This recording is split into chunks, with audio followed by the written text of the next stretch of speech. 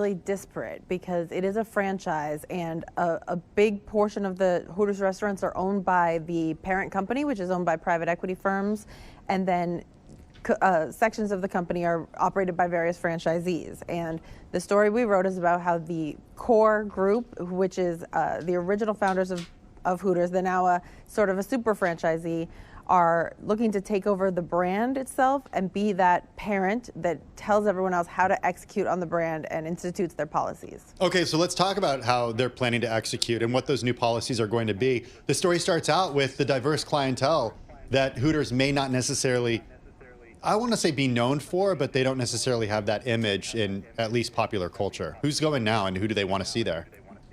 That's right. Well, this group of original restaurants has always been and has really focused on being friendly to families, and that can mean everything from having coloring books in the restaurant, which is something I've heard from a lot of customers in the process of reporting this, or servers paying extra attention to kids. But they've always historically had a lot more women coming into their restaurants. So they have couples coming in, they have families coming in, and the data we had showed that the Hooters of America owned, private equity owned branch leaned more into competing with the likes of Twin Peaks and the chains that were getting more risque, and in the process lost that diversity of customer, and that shrunk their opportunities for sales.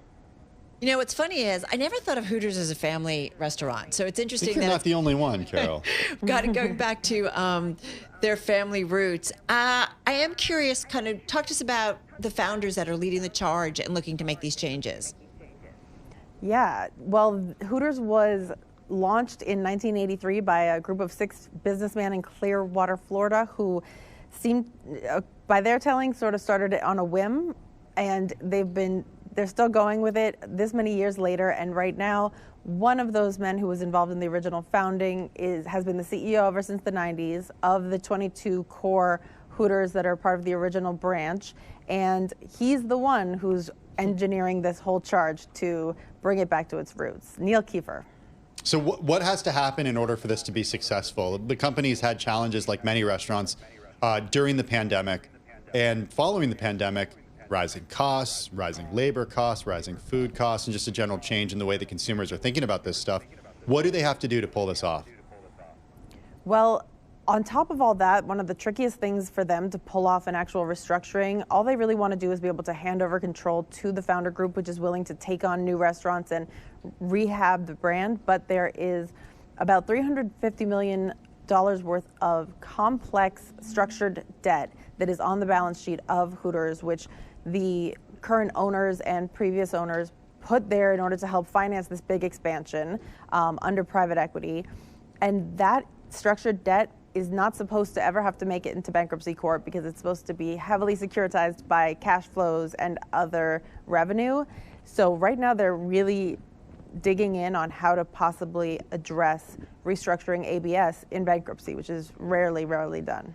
Yeah, it feels like a big list of things that might be against them. I mean, I know they want to bring back the Hooter shorts, fresh ingredients, greeting women first at the door. I love the details in your story. I mean, it all sounds great, but as you mentioned, this complicated debt. And then I feel like it's a restaurant space that has changed and evolved a lot since they first started out. And in some ways, maybe there's too many restaurants out there. Do industry observers think that they have a good shot of this company kind of coming back in a kind of going back to its roots and then staying around? Well, what industry observers say, and what some of the advisors and sources that we've talked to who are looking at the deal right now, is that it's really going to come down to analyzing restaurant by restaurant which one is in a reasonable location in terms of demographics and establishment of the brand in that place. So what they're relying on so heavily is the decades of name recognition, and they really need to choose wisely about where to lean into that and where to keep their restaurants open.